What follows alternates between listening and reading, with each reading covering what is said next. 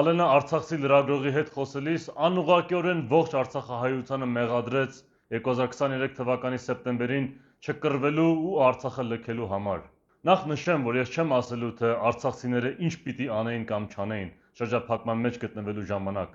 Չեմ որոշելու նրանց արածը ճիշտ էր, թե ոչ,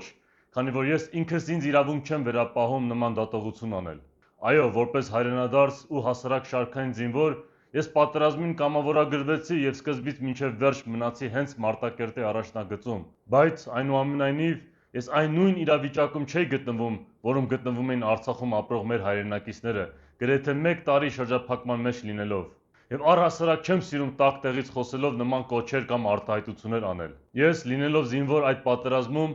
դեռ ամոթ կզգամ նման բան ասել այդ արցախցիներին, որովհետեւ եթե մենք ինքներս մեզ հետ անկեղծ լինենք, մեր արածները դրանից շատ չի տարբերվում։ Երբ լսեցինք նոյեմբերի 9-ի պարտության լուրը, մենք կարող էինք որոշել չհանձնվել եւ մինչեւ վերջ մնալ դիրքերում ու նահատակվել։ Սակայն դա չարեցինք եւ գրեթե բոլորս կամ ողջ առողջ հետ եկանք, կամ վիրավորված, կամ էլ թոքաբորբով, ինչպես օրինակ ես։ Ճիշտ է, այն հաթերքի դիրքերը, որտեղ ես էի ծառայում, չհանձնվեցին ադրբեջանցիներին նոյեմբերի 9-ի ստորագրությունից հետո,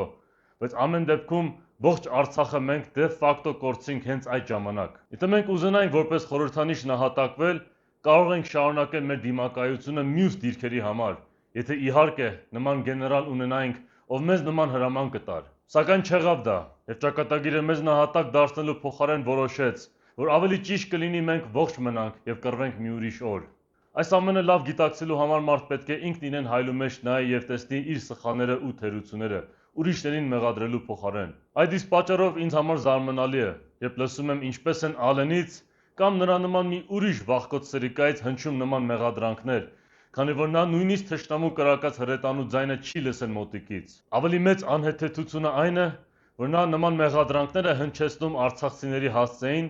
մինչդեռ նա ու նրա առաջնորդը ու առհասարակ նրանց կառավարող ողջ ապիկար խմբակը 44-օրյա դավադիր պատերազմի ժամանակ մեր բանակի եւ հատկապես արցախցիների մեջքին դանակ խրեցին, դավաճանաբար ստորագրելով նոյեմբերի 9-ի տխրահռչակ ռուս-թուրք սիոնիստական համաձայնագիրը։ Շարունակեցին իրենց դավաճանությունը, երբ այդ պայմանագիրը ստորագրելուց 3 տարի անց Արցախը ամբողջությամբ ճանաչեցին ահաբեկչական պետություն Ադրբեջանի կազմում,